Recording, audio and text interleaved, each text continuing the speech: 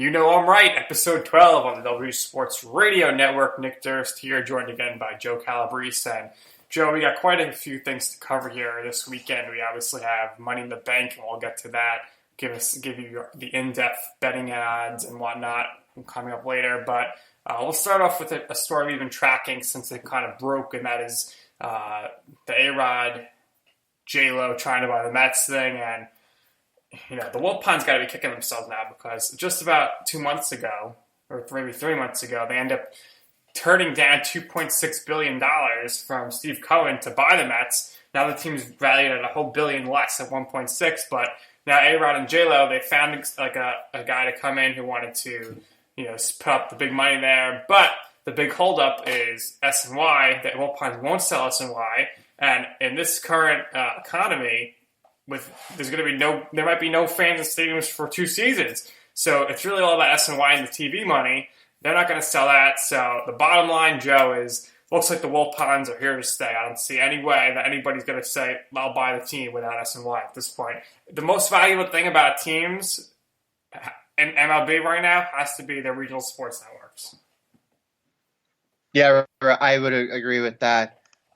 I think it's unfortunate for Mets fans because we've had 2 legitimate opportunities and 2 legitimate, attractive buyers for this team in the past year, and both of these purchase bids have ultimately fallen short.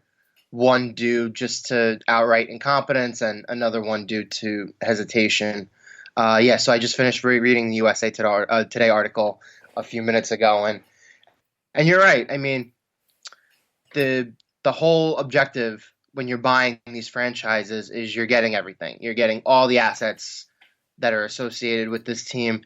And SNY is pretty valuable in its own right. I mean, the Yankees and the Mets are on a different playing field than mostly everybody else outside of the major teams in both LA and Chicago, and that they have regional sports networks not only geared to their organization, to their fan base, etc., but they also come kind of like attached with one another. Like the Yankees and Yes Network comes as a pair, and Yes Network properties also include other programming and other sports teams like the Nets, and I know you're not really a soccer fan, but you have Man City and you have NYCFC, and SNY obviously does other broadcasting of games and stuff. So yes, I mean, it's unheard of, Joe. I mean, imagine the Rangers and Knicks being sold and MSG, but MSG Networks isn't sold. They kind of go hand in hand, don't you think? It kind of doesn't make sense to me. So right, it's a real shame. I mean, valuable.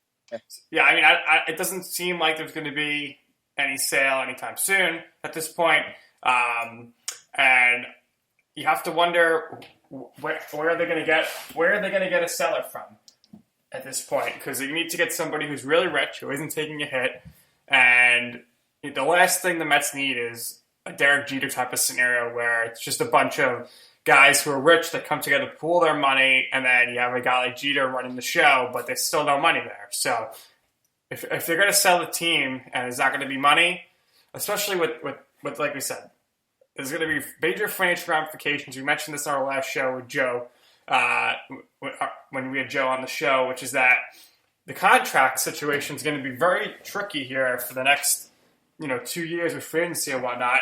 And we could very easily see the Mets and most teams really cutting payroll drastically, and there's just not going to be a free agent market, don't you think? Yeah, no, I totally agree. The $2.6 billion offer from Steve Cohen was the Wilpons basically like get out of jail free card. I'm sure every other owner is pissed that they didn't take that, because think of what the valuation would have been for the Yankees and the Red Sox and the Dodgers had the Mets taken that offer. Right, and now think of the valuations of each team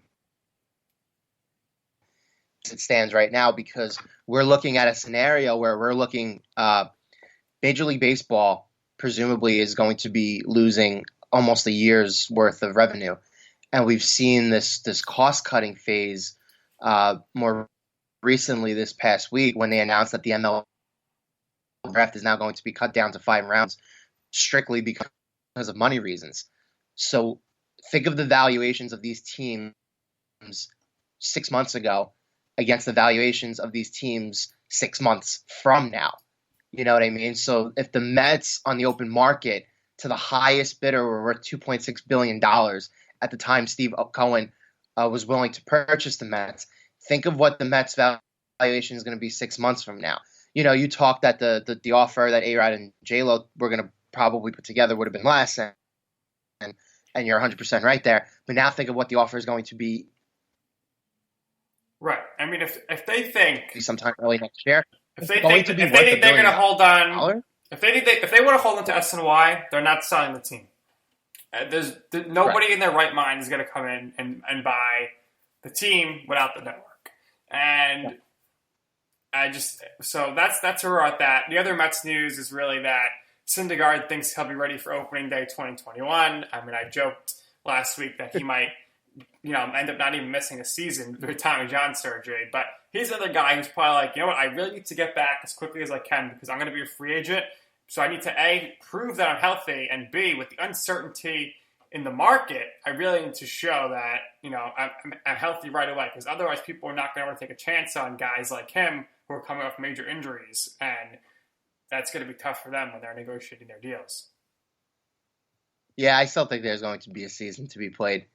But I mean, it's optimistic, right, that he's going to be ready for opening day next year. Opening day is also probably going to be pushed back, so that's going to give him a little extra time to be able to rehab properly. And the other major news that we're tracking this story, and there's more developments here. Fortunately, we announced that Joe Cutler and Kristin Cavallari are getting divorced. And Joe, just some wild stuff coming out of this divorce now, where you hear that Kristin said, Jay Cutler was lazy and unmotivated. All he wanted to do was stay home, be with his kids. I don't see what's so wrong about that. And then also she was like, you need to give me $5 million so I can buy a mansion. So he freezed his bank account. I mean, that's Jay Cutler for you. I mean, what's funny here is Broncos and Bears fans hated Jay Cutler, and now they're all uniting, saying that's my quarterback. What are your thoughts on this situation? Well, we know Jay Cutler played 12 years in the NFL and was a starting quarterback for basically all of them, right? So if you're a starting quarterback in the NFL for 12 years, I'm not sure that necessarily falls under the label of lazy.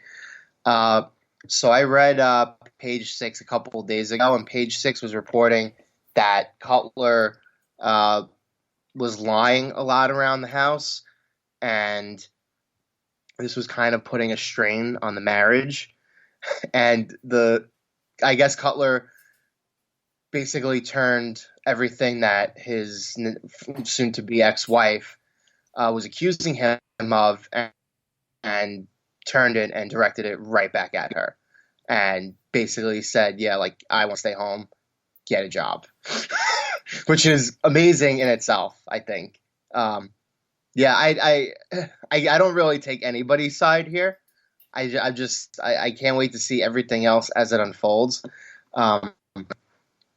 But we know that KC has had a really successful reality TV show career. And we also know that she was still kind of active, and she was going to be active as Cutler was getting ready to enjoy the fruits of retired life and not having to do anything for the rest of his life because he made money over the past 12 years. So I'm just curious to see what happens with like the lawyers and stuff and the kids, and I'm going to see how much this whole divorce saga is publicized and we see it on the news, because I mean the news is still pretty dominated by the whole pandemic stuff. So these kinds of stories have been kind of like brushed aside. Like, we've only really been seeing them pop up on Twitter and stuff, and we haven't really seen them anywhere else. So it's going to be interesting to see what happens with them moving forward.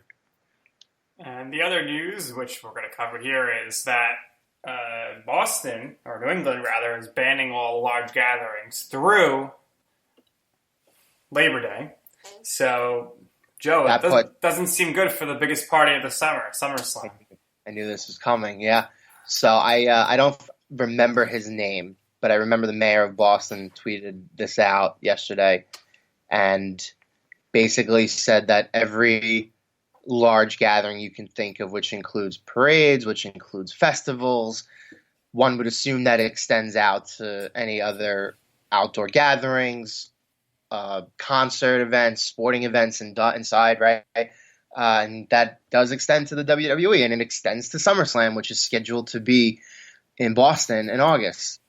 And So this sucks because the two big storylines, one of them heading into SummerSlam was already canceled because Rob Gronkowski was going to have some sort of match most likely at SummerSlam to defend the 24/7 title. He's with the Buccaneers now. He's not going to be wrestling. So you're looking at the longest reigning 24/7 champ. This guy's not going to drop the title for at least 18 months now we're looking at.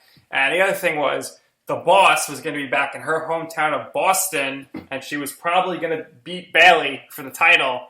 And I don't know if they're going to do that match anymore, Joe. And if they do, it's going to be not as good coming from the PC down in Florida. yeah, I don't think so. I honestly think they're really, really waiting off on having the Sasha and Bayley match, and they're doing everything and they can to just like drag it out until they get to the right time. Hopefully that's with fans in attendance. So I thought this match was happening at SummerSlam too. This may be a situation now where you see it next year at WrestleMania. That's a possibility, I think. That'd be a tough drag out. I mean, we did see it with the Shield a little when they were looking like they're going to disband, but then they came back together and then they had that nice feud with Evolution, but that wasn't over a 10-month span there. It's just tough because a lot of these matches, it's not as nice and fun to watch without the fans in attendance, and I have to imagine that the booking, whoever's booking these shows and big storylines has to feel the same way because there's just these big moments that could happen. And I would say if I was in the room, like, I think we're better off holding off for however long this may be before doing this match because just think about how much better. I mean, things are going pretty well for him now, but think about how much better things would be going for Otis had he had his WrestleMania moment in front of fans. Yeah, it's rough. On one hand, I think you still have the talent who, although they were probably skeptical about working, continuing these storylines as is and making sure everything flows pretty neatly is probably one of their priorities, because if you delay everything and you stop and you have, let's say, a temporary off season for 3 or 4 months, you've mentioned this before, it's so hard to, when you're in the business of pro wrestling, you don't just stop and start. It doesn't happen like that.